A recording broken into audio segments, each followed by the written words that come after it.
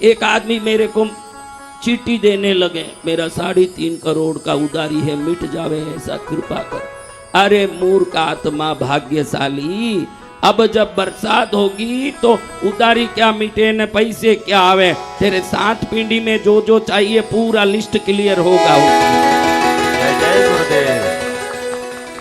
हाँ, कृपा होगी तो सर्वांगोपांग होगा, सर्वत उपायन होगा, सभी उपाय से कृपा होगी, सभी अंग उपांग से कल्याण होगा। ऐसा थोड़ी होगा कि ये मिलेगा तो वो नहीं मिलेगा, वो नहीं मिलेगा तो ये। कपड़े के दुकान में जाओ क्या मिलेगा, गहने के दुकान में जाओ क्या मिलेगा, इलेक्ट्रॉनिक दुकान में जाओ क्या मिलेगा, हाँ इलेक्ट्रॉनिक सामान, सुपर मॉल में जाओ क्या मिलेगा, सब मिलेगा, हाँ? सब कुछ मिलेगा।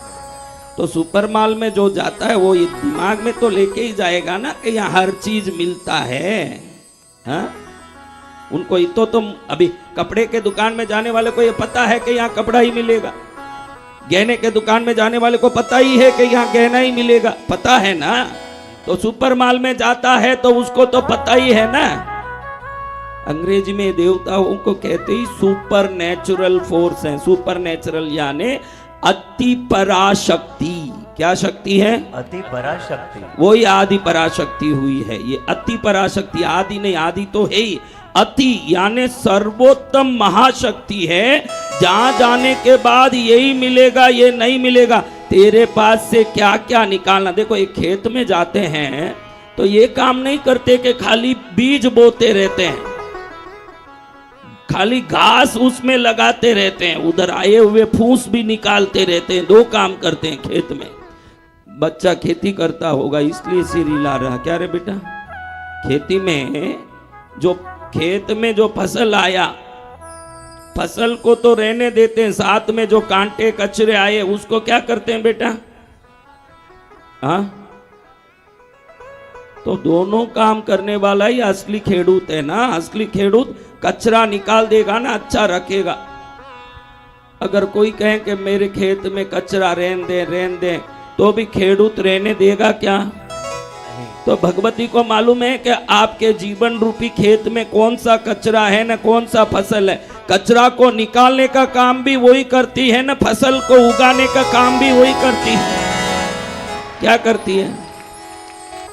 हाँ, तुझे घड़ी घड़ी इसलिए उठाता हूँ कि लोग देखें कि लातूर के यजमान कैसे दिखते। हमारे जीवन में भी हमने बहुत बूढ़ों के कार्यक्रम किए भाई। बूढ़े बूढ़े आके निवेदन करते थे कार्यक्रम करो। मैं सोचता कि इसको यमलोक जाने का टाइम आया इसलिए भक्ति जगी होगी शायद, क्योंकि कई बार बहुत देरी से कॉलिंग बेल बजती है। बहुत होशियार होता है जो समय पर बेल बजा लेता है, दरवाजा खुले न कल्याण होता है। जय गुरुदेव। मूर्खों के तो बहुत देरी से कॉलिंग बेल बजे। हाँ, यमराज खुद ही लेने आए तब जाके भक्ति जगने लगे। तो बच्चे की तो उम्र ही कितनी होगी? 20 नहीं होगी, 20 होगी, 19। हाँ, 19 वर्ष में मेरे कार्यक्रम के यजमान। जय गुरुदेव। कितने वर्ष में? 19 वर्ष में। देखो 19 वर्ष में कितना भक्ति आया, भाव आया माँ के प्रति। पहले दिन आया, फर्स्ट दिन यानी कार्यक्रम के ही पहले दिन ऊपर आके बैठा। मैं कह डांटा इसको, जाओ साइड में बैठो। ये है गुरु की कृपा। गुरु अगर डांट दें उनको कैसा आशीर्वाद मिलेगा, यही उदाहरण है। जय गुरुदेव। उसको ऐसा आशीर्वाद मिल गया, कितना बड़ा मिल गया, भाग्य जग गया। वही आके मुझे कहा दूसरे दिन, आपने देखा होगा, मैं किचन चिकन विकन छोड़ दूंगा, मांस छोड़ दूंगा, मुझे आशीर्वाद दीजिए आपके शिष्य को। मैंने कहा ना, जो सब कुछ छोड़ेगा गलत आदत व्यसन वो मेरा शिष्य होगा। उसी समय हाथ जोड़ लिया। ये सब सद्गुणों का परिणाम ये आया कि लाखों गांव भारत में होते हुए भी गुरुजी को उसके गांव में जाने का अवसर आ रहा है। भारत में क्या गांवों का कमी है भाई? नहीं भगवान। ऐसे फिसल के गिरो तो ये गांव आ जाए, फिसल के गिरो तो ये गांव आ जाए। और हम जैसे ऐसे बुलाओ भाई, हम 11 लाख देते हैं, महाराज 21 लाख देते हैं, आप कथा करो। तेरी ताकत है क्या 21,000 करोड़ दे के भी मुझे बुलाने की? हाँ, कि मैं जाऊंगा? हाँ, जो पैसा लेते हैं वो तो फिर थोड़ा पैसा ज्यादा दो, पहले वाले प्रोग्राम को कैंसिल करके शायद दूसरे प्रोग्राम में चले जाएं। ना तो हम पैसे ले रहे हैं ना कोई लेना देना। भक्ति के भाव से बच्चे ने जो निवेदन किया, मैंने सोचा कि ये पौधा है तो ही इतना बलवान है, पेड़ बनेगा तो जरूर वट वृक्ष ही बनेगा लगता है। जब पेड़ बनेगा, देख समय पर अगर गुरु मिल गए, इस जन्म में गलत होने वाला नहीं है। जो समय पर गुरु मिलेंगे, समय पर गुरु का ये आप लोगों ने गलत सोच लिया है। गुरु यानी हमारी इच्छा पूर्ति करने वाले। गुरु इच्छा पूर्ति करने वाले नहीं है।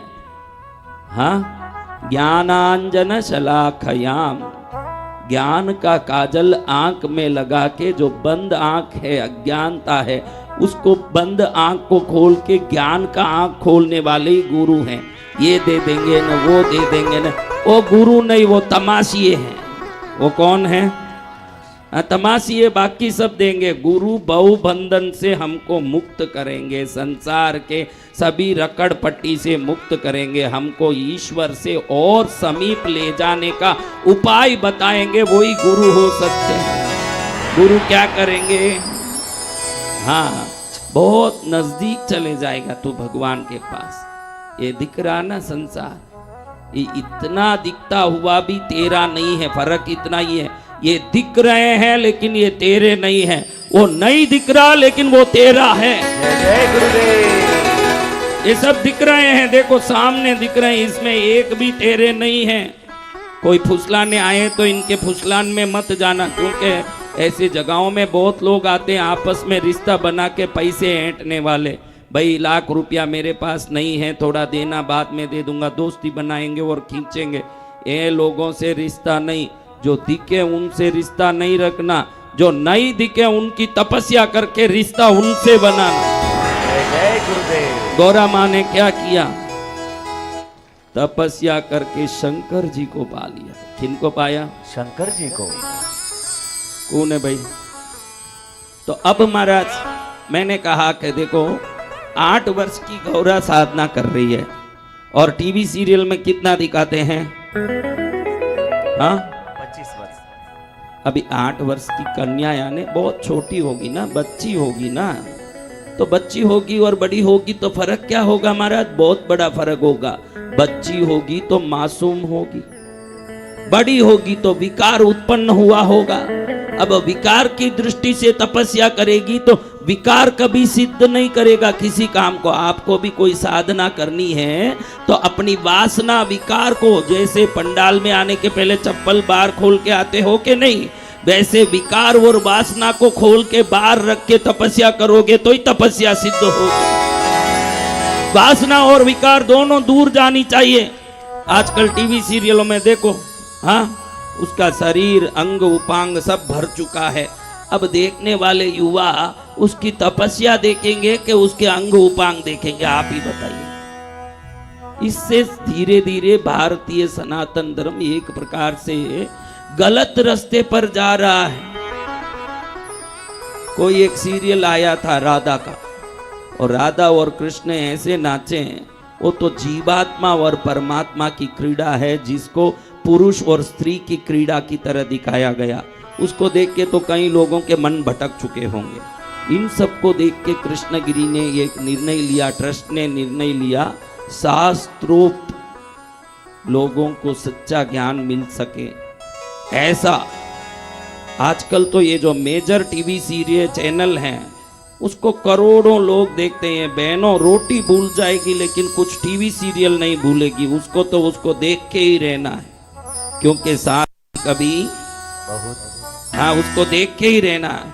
तो ये सब देख के हमने सोचा है कि माँ भगवती पद्मावती का भारत के प्रमुख टीवी चैनल में माँ का टीवी सीरियल में सीरियल आए, और वो सीरियल भी ऐसे सिद्ध हस्त, कैसे सिद्ध हस्त लेखनी और निर्माण से तैयार हो, जिसको देख के भारत के करोड़ों लोग कृष्णगिरी वाली पद्मावती की महिमा और शक्ति को जान पाए। तो ऐसी सीरियल को कौन बना सकते हैं?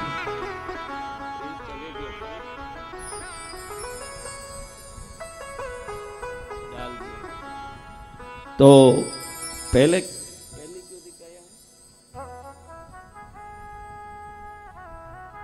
अभी देखिए एक व्यक्ति के बारे में स्क्रीन में दिखाया जा रहा है। दिखाया बेटा? मुझे यहां से स्क्रीन नहीं दिखता, इसलिए मैं पूछता हूं। तू हटेगा तो भी नहीं दिखेगा बेटा। दिख रहा है क्या? नहीं गुरुदेव। स्क्रीन में क्या दिख रहा है? मंदिर जी।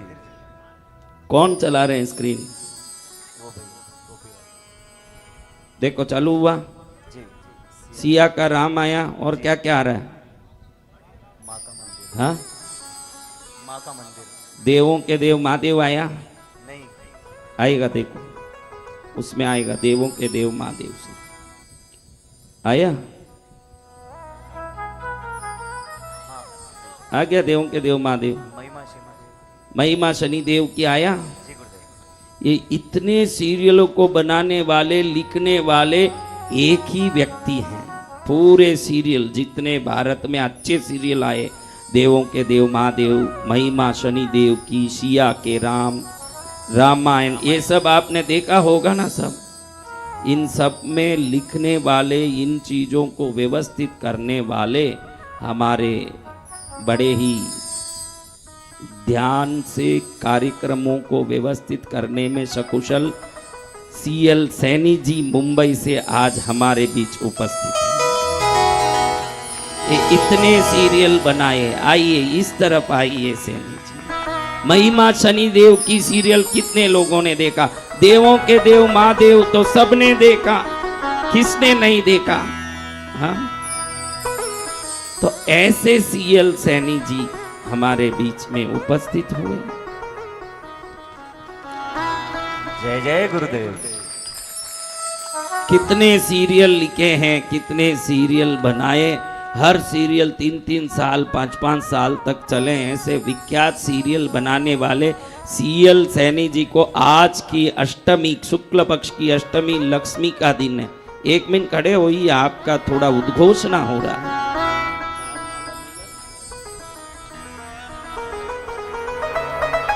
वैसे ही खड़े रहिए, थोड़ा एक्सरसाइज होगा।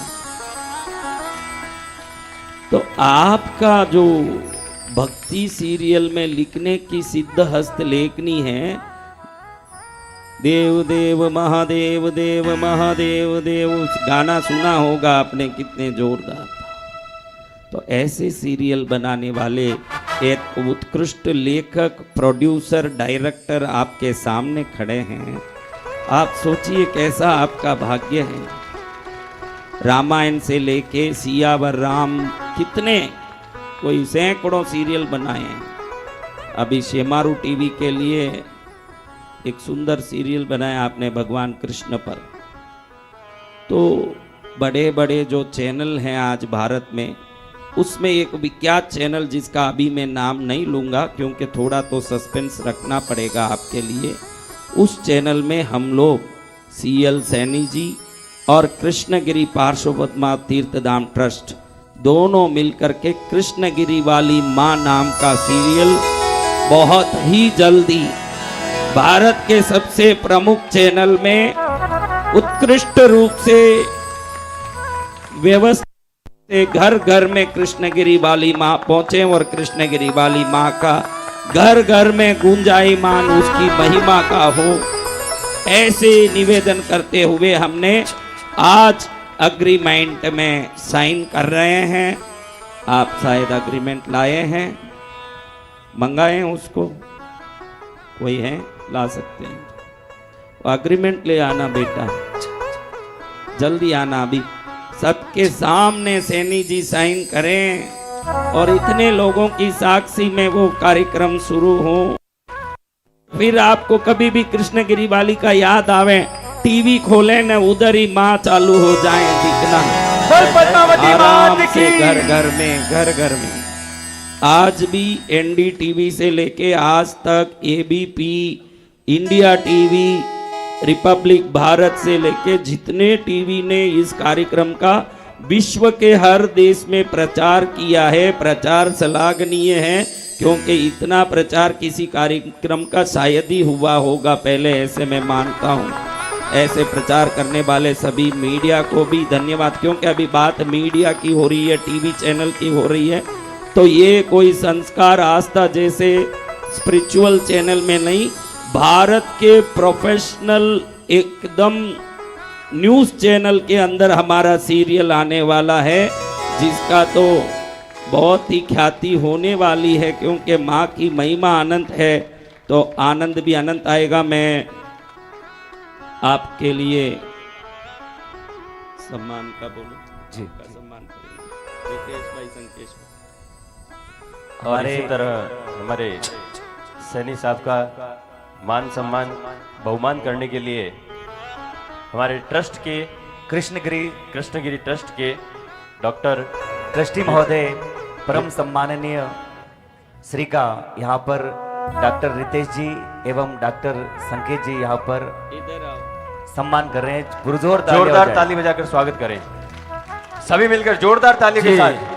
अभी इस वक्त आप देख रहे हैं परम पूज्य मंत्र शिरोमणि, तंत्र शिरोमणि और इस श्री पार्श्व पद्मावती शक्ति पीठ के स्वप्न दृष्टा, इसको साकार स्वरूप प्रदान करने वाले परम पूज्य युग दृष्टा और युग सृष्टा, जो भूत भविष्य और वर्तमान को एक नेत्र से त्रिकालदर्शी महापुरुष के रूप में, जिन्होंने भरत खंड ही नहीं अपितु समग्र ब्रह्मांड में अपनी छवि बनाई है, शक्ति स्वरूपा राज राजेश्वरी परम पूजनीय 24 हाथों की धनियानी, जिनको 23 स्वप्नों को जिन्होंने स्वयं देख करके आज इस ऑडिटोरियम में आप देख रहे हैं। माँ के 21 स्वरूप के डायरेक्टर साहब, माँ के 21 स्वरूप के दर्शन अभी इस वक्त आप कर रहे हैं। और जो माँ का मूल मंदिर है चतुर्मुखी, परम पूज्य गुरुदेव डॉक्टर यतिवर्य वसंत विजय जी महाराजा ने जब इस तीर्थ की स्थापना की तो माँ के स्वप्न के आधार पर 23 मूल नायिकाओं के रूप में की, और 24वीं मूल नायिका और कोई नहीं, स्वयं वसंत विजय जी महाराज साहेब खुद हैं,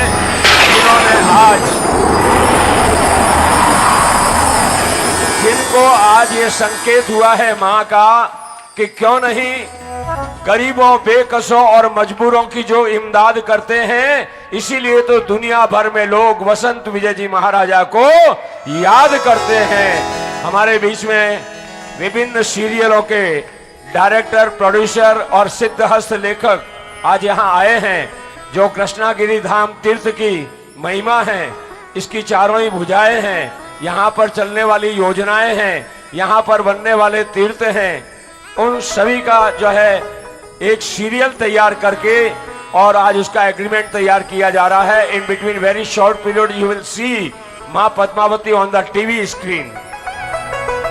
ये सब गुरुदेव का दिया हुआ प्रसाद है। बोलिए वसंत विजय जी महाराज की, बोलिए वसंत विजय जी महाराज की।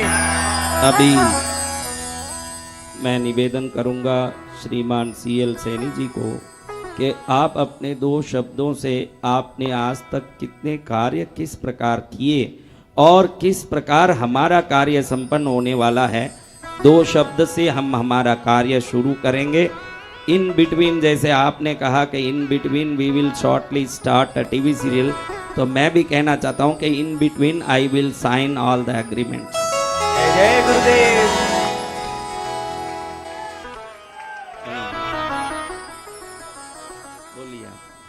जय गुरुदेव। एक बार हम सब लोग जोर से बोलेंगे, जय गुरुदेव, जय गुरुदेव, जय गुरुदेव। आप सबकी ये स्वर ध्वनि हिंदुस्तान के क्या पूरे विश्व के कोने कोने में पहुंचनी चाहिए, और ऐसा लगना चाहिए कि हिंदुस्तान में एक ही स्थान है भक्ति और सनातन धर्म का, वो है कृष्णगिरी पद्मावती माता का शक्तिपीठ।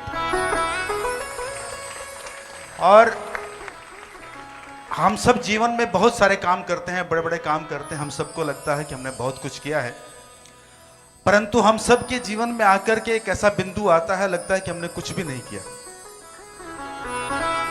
तो आज गुरुजी ने कहा कि आप बताइए आपने क्या क्या किया। मुझे लगता है कि कृष्णगिरी में आकर के मुझे लगता है मैंने कुछ भी नहीं किया। आज मुझे लगता है कि शायद ये मेरी एक नई शुरुआत है जीवन की, मेरे उस अध्यात्म के जीवन की जिसे मैं लिखता आया हूं आज तक। बहुत सारे सीरियल लिखे, हिंदुस्तान में बड़े प्रसिद्ध हुए, देश भर में विदेशों में चले। आप सब देवों के देव महादेव से परिचित हैं, सिया के राम से, माता के सीरियल, परम अवतार श्री कृष्णा। पिछले 25 साल में ईश्वर के ऊपर ही मैं काम कर रहा हूँ, जितना शोध मेरा सारा कुछ है।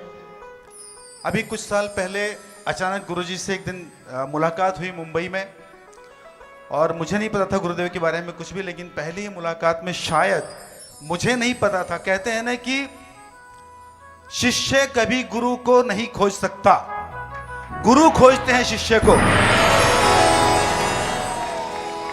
तो मैं जब उनसे मिलने आया तो मुझे नहीं पता था गुरुजी के बारे में, लेकिन शायद गुरुजी ने उस दिन जान लिया था कि शायद ये व्यक्ति मेरे काम का कुछ आ सकता है। बाकी मैं तो किसी काम का हूं नहीं शायद।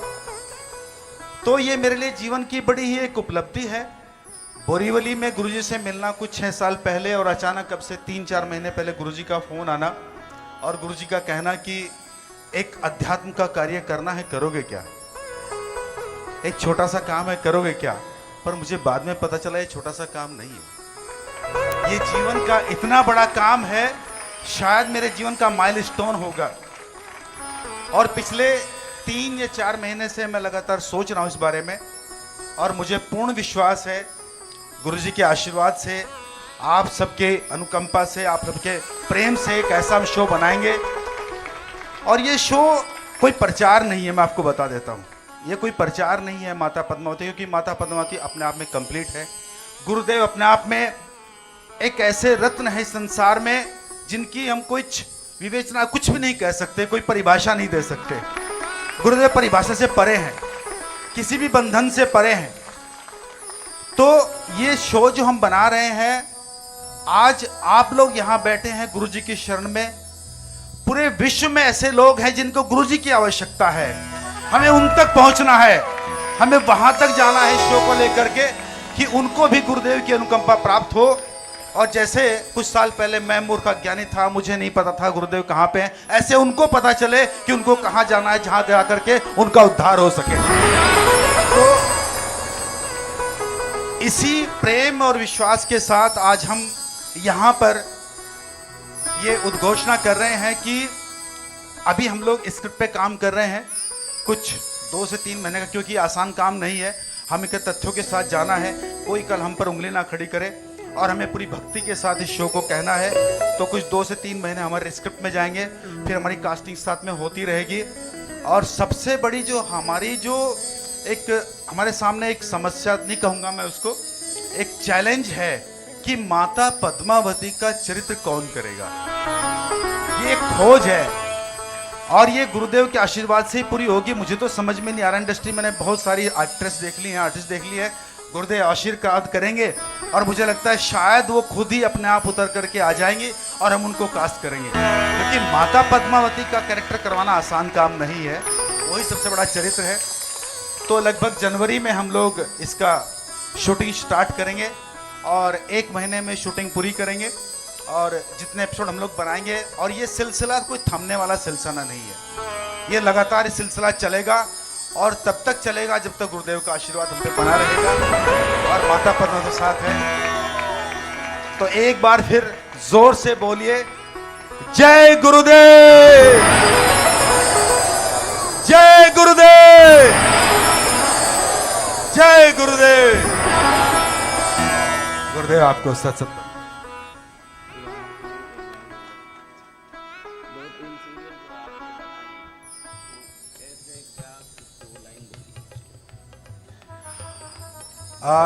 मुझे लगता है कि जैसे हम लोगों ने देवों के देव महादेव बनाया, आप लोगों ने बहुत लोगों ने देखा होगा, देवों के देव महादेव इस मंशा के साथ बनाया गया था कि महादेव की जो असली उनकी एक अनुकंपा है या उनका जो तंत्र है, सारी चीजें, उसके पहले भी ओम नमः शिवाय बन चुका था, लेकिन महादेव को हम लोगों ने एक अलग रंग में उतारा। हमने केवल पुराण ही नहीं रखे, क्या है ना, पुराण हमारे लिए लिखे गए हैं, पुराण इसलिए नहीं लिखे गए हैं कि उनको हम लोग कोठरी में बंद करके ताला लगा के रख दें, उनकी पूजा करें। हमारे जो ऋषि मुनि थे उन लोगों ने पुराण इस तरह से लिखे कि हमारे जीवन में उनकी अनुकंपा हो जाए, हमारा जीवन पुराणों के आधार से चले, वेदों के हिसाब से चले, तो हम लोगों ने देवों के देव महादेव को, उस पुराणों को उनके मुख से, उनके कंठ से आपके जीवन में पहुंचाने की कोशिश की, ताकि हम लोग सब वो चीज़ें नहीं पढ़ पाते हैं। गुरुदेव के सामने रखें श्रीमद् देवी भागवत पुराण। मैं अभी 4 दिन पहले श्रीमद् देवी भागवत पुराण का अध्ययन कर रहा था, क्योंकि इसमें माता आदि शक्ति का ये पूरा विवेचन है, सारी चीज़ें उन्हीं के बारे में कही गई है कि कैसे माता आदि शक्ति हमारे जीवन में क्या क्या किस रूप में आती है। चाहे आप महालक्ष्मी की बात करो, महासरस्वती की बात करो, महादेवी की बात करो, तो उनका किस तरह से ज्ञान हमारे जीवन में उतरता है। तो गुरुदेव आज उसी को ही सरल भाषा में आपको बता रहे हैं, क्योंकि हम सब उन चीज़ों को नहीं पढ़ सकते, उन शास्त्रों को नहीं पढ़ सकते। तो महादेव को कहने का एक यही अर्थ था कि हम उस शिव पुराण को, शिव संहिता को आपके जीवन में ला सके। मैंने परम अवतार श्री कृष्ण कहा, परम अवतार श्री कृष्ण को कहने का यही अर्थ था कि हम लोग जब कृष्ण को पढ़ते हैं, कृष्ण की लीलाओं को पढ़ते हैं, उसका बहुत गलत अर्थ निकाल लेते हैं, अपने अपने हिसाब से उसको जज कर लेते हैं। जैसे कहते हैं कि जैसे गीता का अपना एक ज्ञान है, गीता में एक अच्छी बात यह है कि गीता हर व्यक्ति के मन के अनुसार कही गई है, लेकिन हम लोग कई बार उसके तथ्य में नहीं जा पाते हैं, उसका अनर्थ का अर्थ का अनर्थ कर लेते हैं। तो कृष्णा को कहने का मेरा यही एक अर्थ था कि हम लोग उसको सही अर्थों में आप लोगों के जीवन तक पहुंचा पाएं, और कृष्ण की जो लीलाएं हैं उनको सही अर्थों में संसार के सामने ला पाएं। चाहे माता दुर्गा की बात हो, जितने मेरे शो हैं वो लगभग कुछ 20-25 शो हैं जो मैंने सारे के सारे देवी देवताओं पे ही कहे हैं, लेकिन मुझे लगता है कि अभी वो अधूरा है, वो रास्ता वहां तक हम लोग नहीं पहुंच पाए। और उसमें सबसे बड़ी जो समस्या रही है आज तक की, वो रही है कमर्शियल। टीआरपी गेनर होते हैं, उनको अगर इनकम नहीं होती है तो हमारा रास्ता बदल दिया जाता है कि नहीं आप इसको इस तरीके से कहिए। लेकिन माता पद्मावती में वो नहीं होने वाला है। माता पद्मावती में वही भक्ति, वही भाव, वही ज्ञान, वही सनातन आने वाला है। तो बोलिए माता पद्मावती की, गुरुदेव की।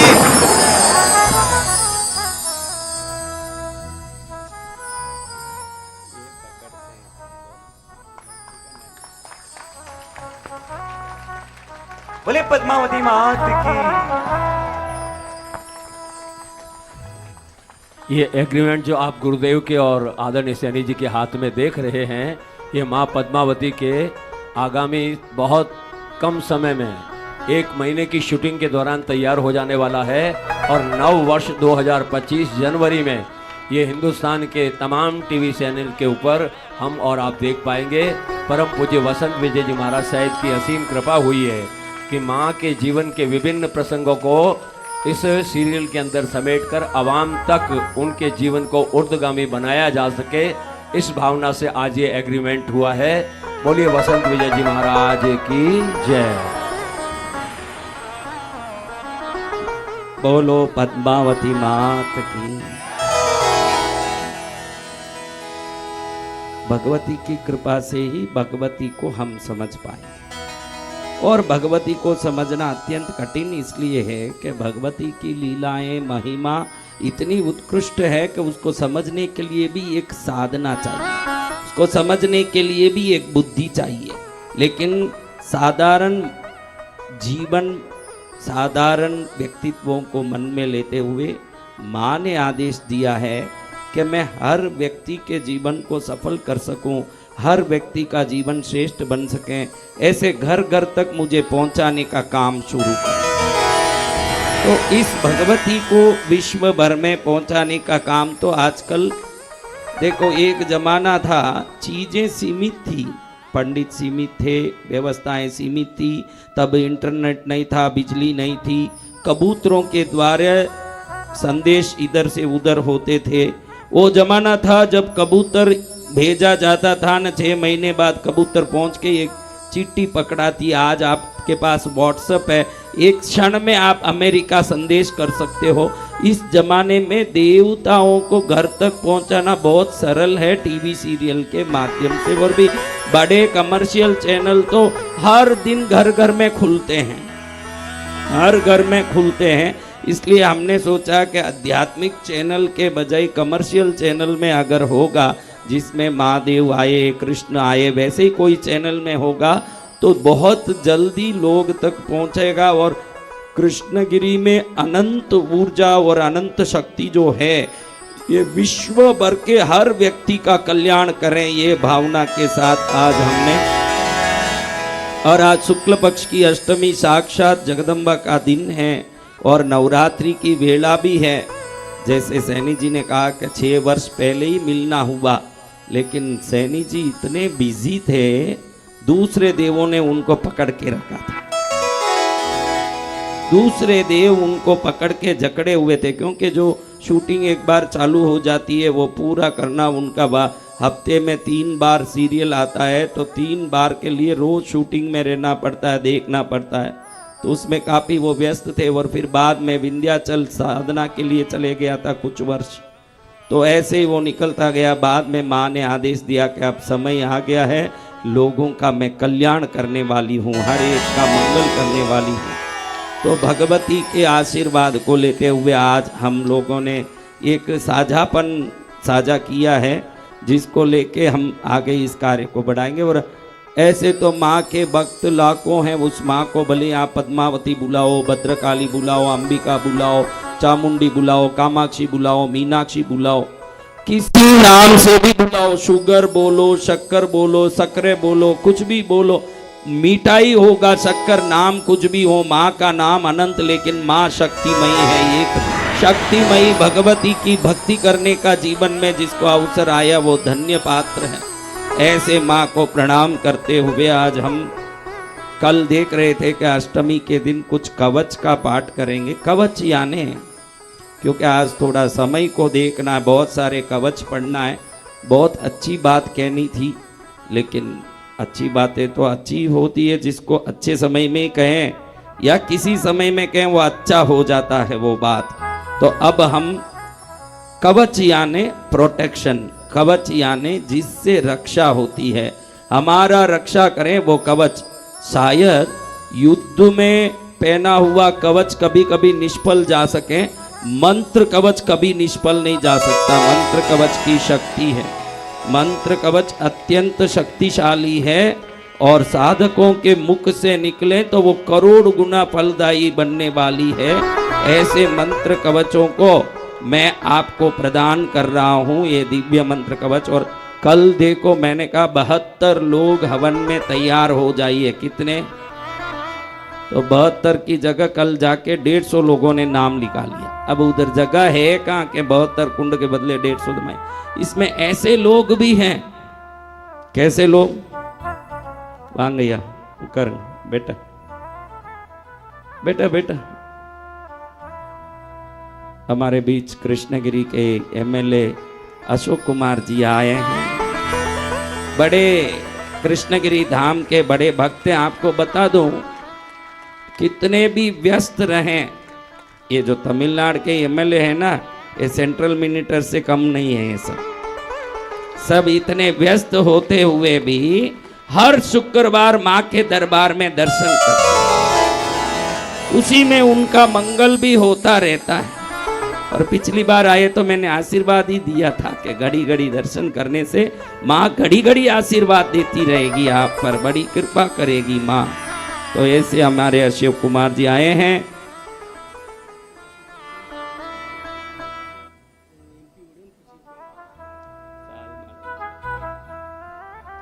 तो ऐसे अशोक कुमार जी बैठे। ऐसे तो उस दिन जो हमारे कर्नाटक के राज्यपाल आए हैं, आपको बता दूं, देवे गौड़ा जब प्रधानमंत्री थे तब मैं बहुत छोटा बाल मुनि था। तभी मुझे मिलने आते थे धर्म सिंह चीफ मिनिस्टर, शिवराज सिंह जी चौहान, कितने ही मिनिस्टर।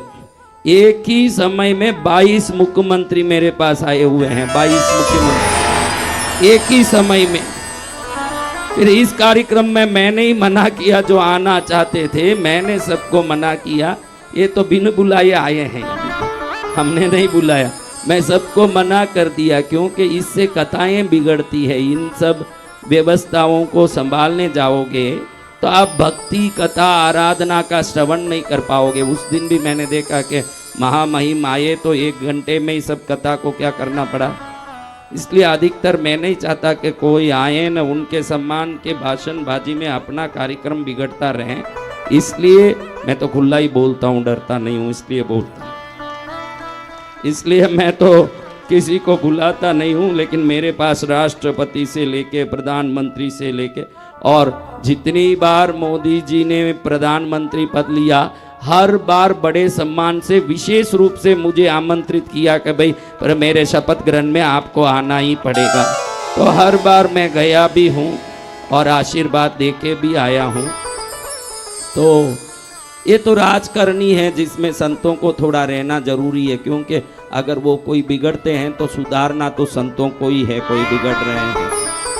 इसलिए संतों को उसमें जुड़ के रहना ही चाहिए। लेकिन मैं कथाओं में विक्षेप पसंद नहीं करता, इसलिए अधिकतर किसी कथा में, अभी इस बार मैं बठिंडा था तो खूब सारे आ रहे थे जा रहे थे, मैंने इनको कहा इन सबको बहुत मत लाइए, इससे कथाएं बिगड़ती हैं। क्योंकि हमारा उद्देश्य होना चाहिए भगवती का भजन। उससे अगर हम भटकते हैं तो फिर आराधनाएं, देखो डांडिया के नाम से कितने गंदे कार्यक्रम होते रहते हैं। लड़का कंवारा, लड़की कंवारी, दोनों का पता नहीं। शादीशुदा औरत और कंवारा लड़का, शादीशुदा आदमी और कंवारी लड़की सब मिलके डांडिया खेलते रहते हैं। और किस प्रकार से ये रिश्ता कहाँ जाके समाप्त होता कह नहीं सकते।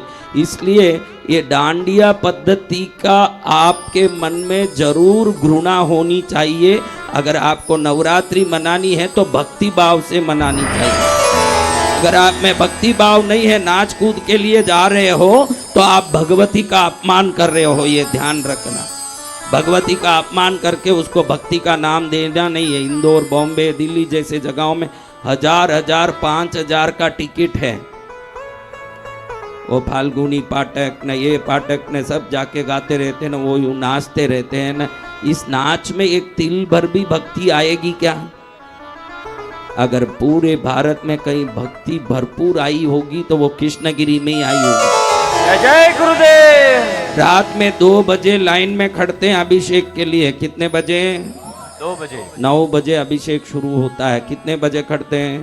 2 बजे। और देखिए 2 बजे 9 बजे खड़े हो, 2 बजे तक यहाँ अभिषेक, ऊपर पूजा 9 बजे से लेके 2:30 बजे तक, उसमें भी लोग आते हैं। आपको तो 12:30 को भेजता हूँ, लेकिन मैं तो 2:30 बजे तक पूजा करता हूँ और उसके बाद मैं 3 बजे यहाँ आ जाता हूँ वापस। तो आप लोग 6 साढ़े 6 तक भी यहाँ रहते हो। फिर यहाँ से 11 बजे तक हवन करते। कई लोगों को देखता हूँ हवन में बीच में ही उठ के जाते रहते हैं। कई ऐसे नालायक भी है जो मैं निकलते समय रास्ते में दिखते हैं। मैं मन में सोचता हूँ तू दुल्हन लेने आया है, घोड़े से उतर जाएगा तो दुल्हन नहीं भूतनी ही मिलेगी तेरे को। दुल्हन चाहिए तो उसमें बैठना पड़ेगा।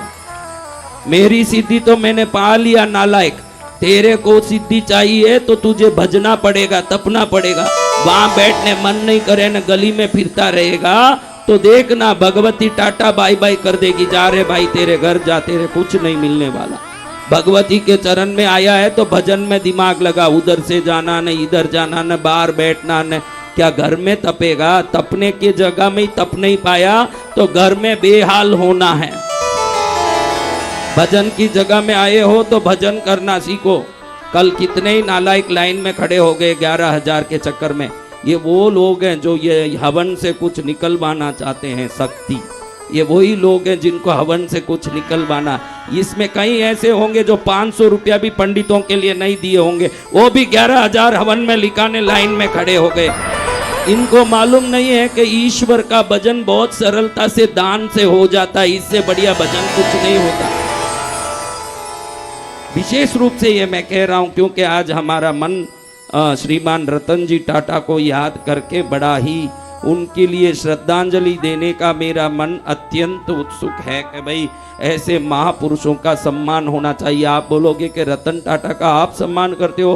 अरे हम क्या संत हैं? हम जैसे संतों के समूह, समाज और संत सेवाओं को चरम सीमा तक ले जाने वाले लोगों में रतन टाटा हैं। आप ध्यान रखें। आपको बात बोलूं तो आश्चर्य में पड़ जाओगे। जमशेद जी टाटा इंडस्ट्रीज के फाउंडर हैं।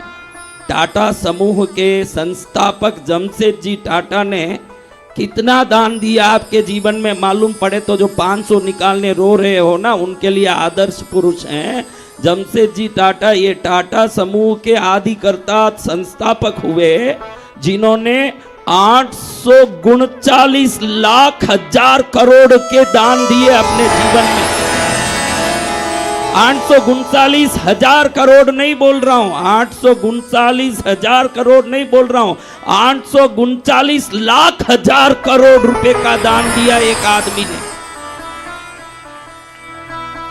रतन टाटा ने एयर इंडिया बनाई और बाद में एयर इंडिया को सरकार लिया, लेकिन अंतिम समय के पहले वापस वो रतन टाटा के पास ही पहुंचा एयर इंडिया, गड़ी भाड़ा में वापस पहुंचती है, ऐसे उनके पास एयर इंडिया पहुंचा। कितने ही बड़े बड़े नालायक बैठे हैं, मुकेश अंबानी जैसे नालायक, जो अपने बेटे को 5,000 करोड़ करके शादी करेगा, धर्म के नाम से चौवन्नी का कोई दान नहीं। ऐसे लोगों को रतन टाटा जैसे महापुरुषों से जानना चाहिए कि धर्म कैसे होता है न दान कैसे होता है। दान का अगर कोई पराकाष्ठा देखा जाता है तो ऐसे महापुरुष हैं, मात्र उद्योगपति ही नहीं, अपने जीवन को संत जैसे जी करके लोगों के कल्याण के लिए बड़े बड़े हॉस्पिटल खुलवाए। एक साधारण गरीब जिस कैंसर के ट्रीटमेंट को 2 करोड़ से 1.5 करोड़ तक कर सकता है, टाटा हॉस्पिटल में बिना पैसे मुफ्त कराया जाता है वो कैंसर के ऑपरेशन ट्रीटमेंट, वो सभी चीजें मुफ्त दी जाती है। याद करो तो ऐसे लोगों को याद करो जिनको याद करने से हमारे में सद्गुण और संस्कार आ जाए, उनको याद करो। आज मैं ऐसे रतन टाटा जी के लिए भावपूर्ण श्रद्धांजलि देता हूं जो भारत के आदर्श पुरुष जमशेदजी टाटा के वंशज थे। और जमशेदजी टाटा एक आदमी ने, ये एलन मस्क का नाम लेते हो, बिल गेट्स का नाम लेते हो, क्या तो मूंगफली दान कर लिया होगा उन लोगों ने। 839 लाख हजार करोड़ दान करके विश्व में नाम किए हुए व्यक्ति के पारिवारिक जन रतन जी टाटा ने भी सदा धर्म, संस्कार और सद्गुण को, उनके कोई भी भाषण को सुनिए आप, रतन टाटा के कोई भी भाषण को सुनिए, उस भाषण में भारत की भलाई, लोक कल्याण और प्रजा की भलाई के सिवाय और कोई भाषण ही नहीं होगा। जय गुरुदेव। कैसे लाइन लगा के हवन में नाम लिखाने खड़े हुए। हाँ, 11,000 में 2 लाख का माल मिल रहा है, उसको पहले पकड़ो, उसको पहले पकड़ो। उसमें कई होंगे जो 500 रुपया भी पंडित को दिए नहीं होंगे, और 11,000 प्रकट हो गया। कैसे प्रकट हो गया? मेरे लिए अगर कुछ अच्छा होता हो तो पड़ोसी को मार के छड़ के भी करूंगा, और मेरे को फायदा नहीं दिखे तो अपना काम भी मैं नहीं करूंगा। ये जीवन हो गया मनुष्य का। ध्यान रखना, हमारा ये जीवन परोपकार में बीतना चाहिए। अगर परोपकारम इदम शरीरम जानते हो कि जितना देते हो उतना लेने का आप ताकत जीवन में बढ़ाते हो, ये समझ लेना चाहिए कि जितना दूंगा लेने का अधिकार मेरा बढ़ता ही जाएगा, उतना मुझे मिलेगा वापस। उतना क्या मिलेगा? हजारों गुना बढ़ जाएगा लेने का ताकत। देखो, भगवान ने इन लोगों को दिया जिन्होंने दे करके दानी ही नहीं ख्याति भी प्राप्त की।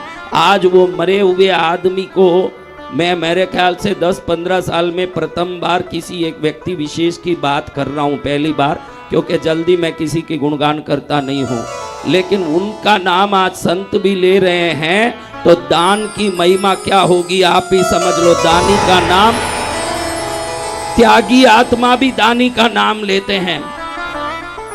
उन्होंने अपने दान से पूरे विश्व में अविस्मरणीय स्थान प्राप्त कर लिया है। वो मात्र नहीं चले गए, उन्होंने बहुत बड़ी दान परंपरा को इस भारत में स्थापित की।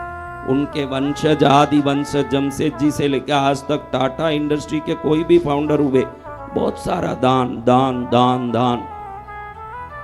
देना सीखोगे तो मिलना शुरू हो जाएगा अपने आप आपके जीवन में।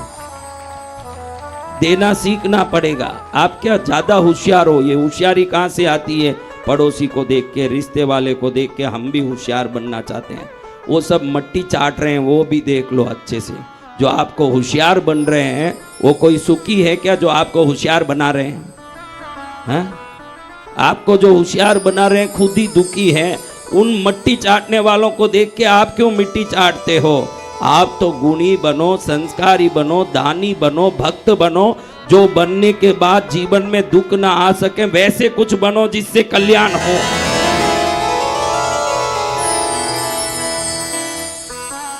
कहाँ गए भाई ये सब? कहाँ गए? उधर खड़े हुए क्या? हमारे बीच आए हैं अशोक कुमार जी, भक्त पद्मावती के बड़े भक्त हैं। हफ्ते हफ्ते आके माँ का आशीर्वाद लेने वाले हैं। और इससे क्या हुए, पहले कुछ नहीं थे, माँ का दर्शन करते करते डिस्ट्रिक्ट चेयरमैन हुए, फिर माँ का आशीर्वाद मिला। मैंने कहा उनको कि अब तुमको कुछ एमपी बनना पड़ेगा, और जैसे ही मैंने कहा 2 महीने में एमपी भी बन गए, मेंबर ऑफ पार्लियामेंट। और जैसे ही कहा बाद में आपने सुना होगा एक शानदार नाम, तमिलनाडु के हर व्यक्ति जिनको बहुत याद करते हैं, वो नाम है देवी जयललिता।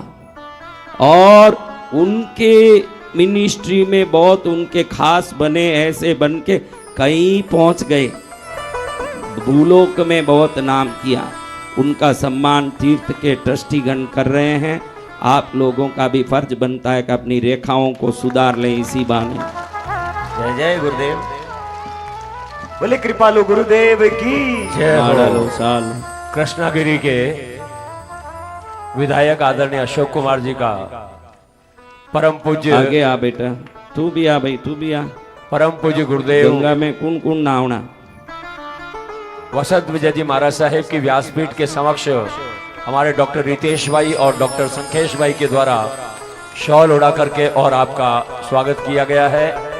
विधायक अशोक जी ने व्यासपीठ को नमन किया है, गुरुदेव ने आपको आशीर्वाद दिया है। बोलिए वसंत विजय जी महाराज की। आप भी कुछ भाग्य उदय होगा आपका भी, तो आप भी सोफा में बैठ पाओगे, देख लो। हाँ, कब किसका उदय आ जाए। मैं देख रहा हूं कि 19 वर्ष का बच्चा यजमान बनता है तो भविष्य में वो क्या क्या नहीं बनेगा, वो देख रहा हूं कि भविष्य कैसे हो जाएगा, कल्याणकारी हो जाएगा। तो हम सब ऐसे भक्ति कर रहे हैं। अब हम थोड़ा कवच पाठ करते हैं। कवच उसको कहते हैं जो युद्ध के समय पहना जाता है। युद्ध के समय अगर कवच पहन लिया तो सामने वाला तलवार भोंकने आए तो तलवार मुड़ जाता है, लेकिन अंदर घुस नहीं पाता, उसको कवच कहते हैं। और मैंने उदयपुर में देखा टीपू सुल्तान जो कवच पहनते थे ना, कवच आपने देखा किसी ने? म्यूजियम में रखा हुआ है। राणा प्रताप। कौन? राणा प्रताप। हाँ, मैं क्या नाम बोलूं, आप समझ रखते हो कि नहीं? मैं चेक करता हूं लेकिन कोई पकड़ते नहीं। राणा प्रताप जी का कवच वहां रखा हुआ है। 240 किलो वजन का कवच पहन के लड़ाई में जाता है। आपके 240 किलो माथा में रखे वहीं नीचे पड़ जाए क्या बेटा? सही है सर। वो नीचे ऊपर क्यों चढ़ाता है? ऐसे नहीं करना। सामने मैं ही बैठा हूं, मुझे डर लगे। वे धोती ऊंचा क्यों किया था? से खड़े हो जाए एक बार। कल 2 बार ही खड़ा, अभी 3 बार बाकी है ना। तो होना करके ऐसे आता है कि इसमें कोई षड्यंत्र है,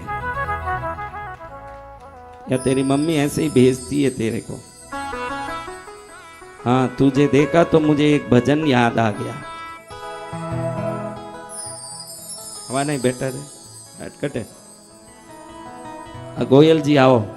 एक गोयल जी को आपको याद मैं परिचित कराता हूं। वैसे तो किसी आज देखो परिचय का सम्मेलन चल रहा है, ऐसा है। गोयल जी आए, वो इनके लिए ताली बजाओ अच्छे से। 50,000 करोड़ वाली बजाओ। उन नहीं बजाए तो भी चलता था, क्योंकि उससे कोई आना जाना नहीं है, इससे तो बहुत आना जाना है।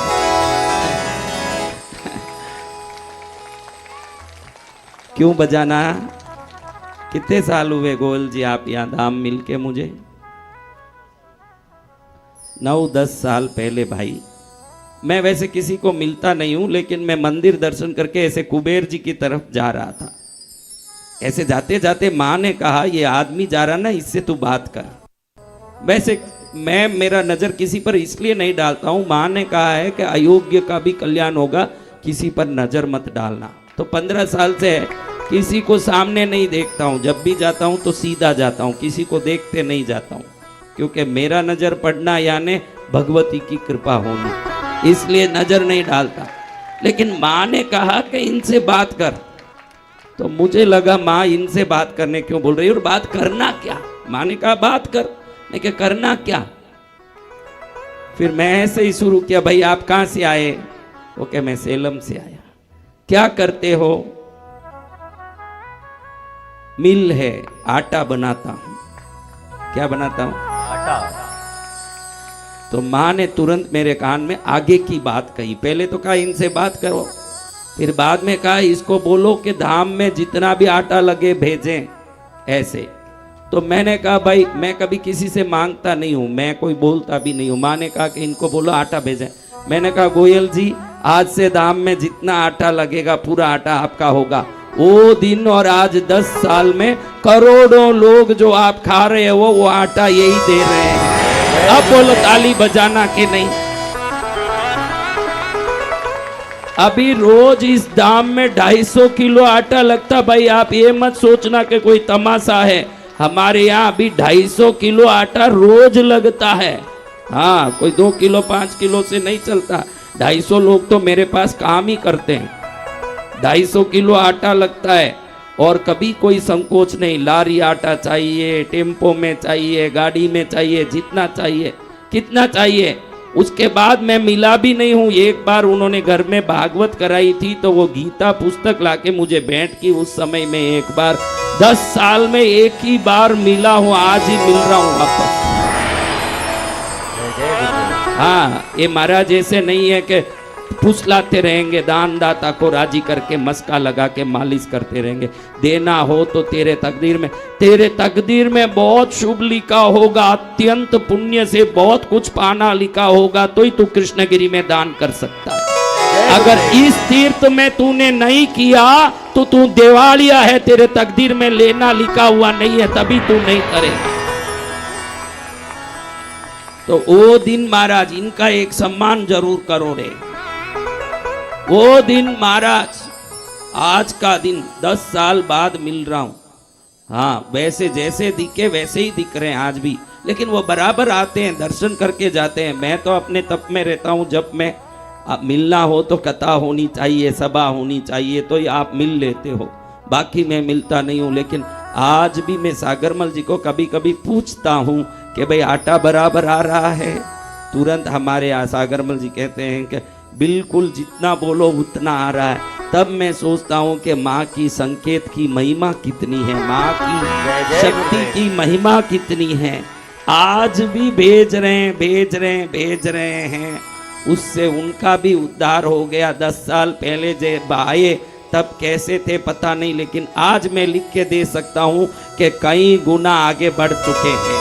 क्योंकि जो माँ के दरबार में खिलाएंगे वो तो सोने की रोटी खाएंगे, उनको क्या कमी माँ करने वाली है। ऐसे माँ के दरबार में आए हैं, उनका सम्मान हमारे तीर्थधाम के रितेश भाई कर रहे हैं। ऐसे भाग्यशाली आत्मा हैं जिनका पूरा भारत संस्कार चैनल से गोयल जी 190 देश देख रहे हैं आप। 190 देशों में एक दान दाता कैसे होना चाहिए।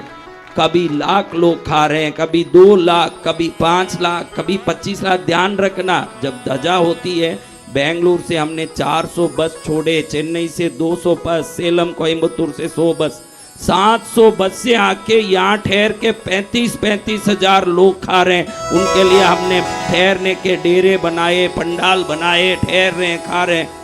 लाख आओ 10 लाख आओ, गोयल जी बोल रहे हैं मैं तो आटा मेरा ही दूंगा और कहीं नहीं आए।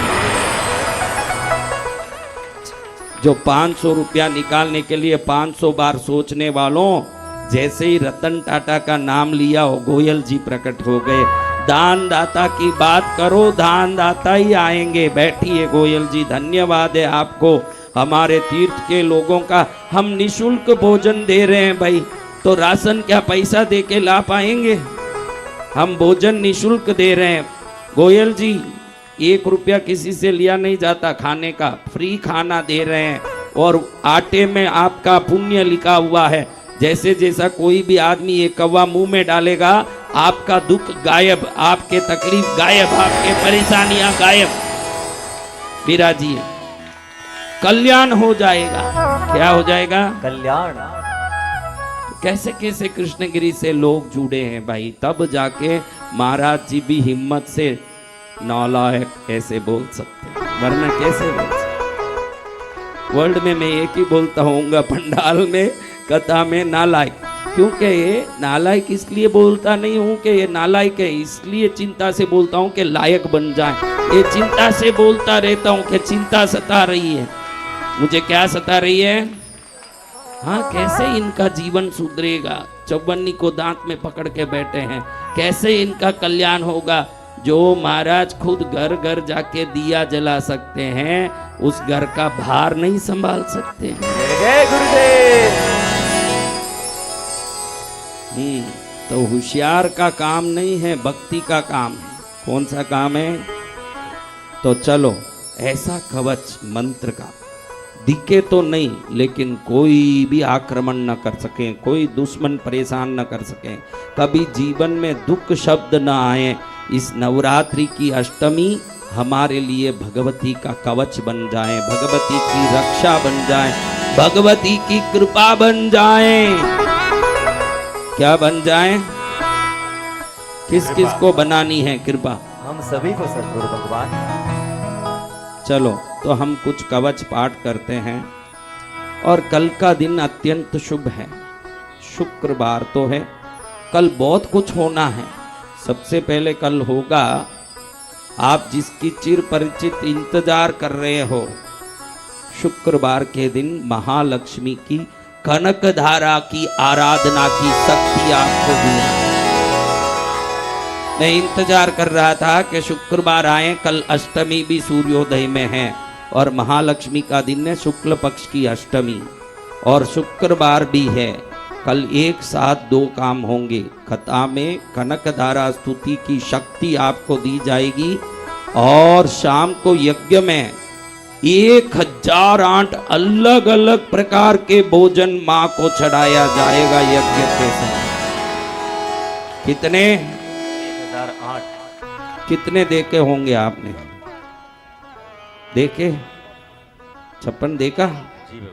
100 देखा? 200 देखा? 500 देखा? नहीं। तो 1008 भोग कल जब लगेगा, कौन कौन 8 दिन से यहाँ रह के भक्ति कर रहे हैं, तो जो भक्ति की उसका फल मिलने का दिन नजदीक आ गया। 10वें दिन सुबह जैसे ही सूर्य उदय होगा, आप सबको इस नवरात्रि में सिद्ध यंत्र आपको प्रसाद के रूप में दिए जाएंगे। जय जय गुरुदेव। और जिन्होंने कटहल की पेटी लिखवाई, क्या पेटी? कटहल की पेटी। किस किस ने लिखवाई? इतने लोग लिखा दिए। अच्छा, पति पत्नी दोनों होंगे, दोनों हाथ उठाते होंगे, क्योंकि इतनी पेटी हमारे पास है ही नहीं। एक परिवार के डबल हाथ उठ रहे होंगे, क्योंकि कटहल की पेटी में हमने भरा है 1008 सिक्के। कितने सिक्के? 1008। 1008 रुपयों के सिक्के भर के उसको सिद्ध किया लक्ष्मी के। और वो पेटी लेके घर जाओगे, घर वाले कहेंगे कि मेरा पति खाली नहीं आया है, पेटी लेके आया है। और पेटी में माल लेके आया है। क्या लेके आया है? माल। और आएगी दिसंबर 30, 31, 1 1500 रुपया जो भरेगा। कितना? 1500। 3 दिन यहाँ भक्ति करेगा। दिसंबर 30, 31 और जनवरी 1, तीनों दिन 1500 रुपये में। सुबह में केसर का दूध, आपको बता दूं, ये जो केसर डाला है, 9 लाख रुपए का केसर सिर्फ इस दूध में डाला है। हाँ, आप समझ लेना, तमाशा नहीं है ये बातें। तो आप ये ध्यान रखना, दिसंबर 30 तारीख सोमवार, 31 मंगलवार और जनवरी 1 बुधवार 3 दिन सुबह में माँ का अभिषेक होगा। पहले दिन महाकाली के रूप में माँ का अभिषेक होगा, दूसरे दिन महालक्ष्मी के रूप में माँ का अभिषेक होगा, नए साल में महासरस्वती के रूप में माँ का काली लक्ष्मी सरस्वती रूप अभिषेक होने वाला है। और तीनों दिन शाम को भव्य सामूहिक आरती होगा। और मैंने जो 108 कुंडीय हवन बोला, कल ही 150 नाम तो पहले ही आ चुके हैं, तो जितने नाम आए उतने कुंड बना के 1 तारीख के दिन जनवरी 1 के नए वर्ष में सभी ग्रहों के उपद्रव की शांति के लिए भगवती की अनन्य शक्ति से हमारा घर शुभ मंगलमय हो जाए, ऐसा दिव्य यज्ञ उस दिन दोपहर में जनवरी 1 तारीख को जो भी आने वाले ध्यान रखना, उस दिन दोपहर में 3:30 बजे ही यज्ञ चालू हो जाएगा, रात में नहीं होगा, ताकि उसी शाम में जिसको जाना है रात में 9 बजे बाद कोई भी जा सकता है। जनवरी 1 तारीख को ही जिसको जाना है 9 बजे बाद वो जा सकता है। जो 1500 भरेगा वो तीनों दिन आरती अभिषेक करेगा। जो 11,000 कुंड का लिखाया उसको भी 3 दिन रहना है, तो वो अभिषेक आरती करना है तो 1500 अलग से ही भरना है, उनको भी वो पैसा